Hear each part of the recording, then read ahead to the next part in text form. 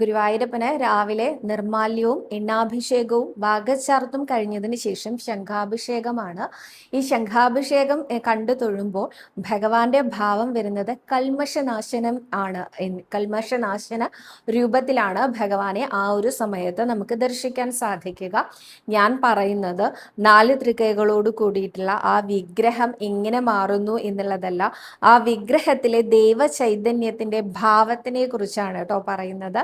അപ്പോൾ കൽമഷനാശനാണ് ആ ഒരു സമയത്ത്, ശംഖാഭിഷേക സമയത്ത് നമ്മുടെ എല്ലാ കൽമഷങ്ങളും നീങ്ങി അതിൻ്റെ ഫലം പറയുന്നത് ധനധാന്യ സമൃദ്ധി ഉണ്ടാകും എന്നാണ് കേട്ടോ. ശംഖാഭിഷേകം കണ്ട് തൊഴുന്നതിലൂടെ ഭക്തജനങ്ങൾക്ക് ധനധാന്യ സമൃദ്ധി ഉണ്ടാകും എന്നാണ് ആചാര്യന്മാർ പറയുന്നത്. ഇനി ഈ ശംഖാഭിഷേക സമയം വരുന്നത് ഏകദേശം 3:25 കൂടിയിട്ടാണ്. അപ്പം അതുകൊണ്ട് തന്നെ വളരെ കുറച്ച് സമയം ഉണ്ടാവുള്ളൂ.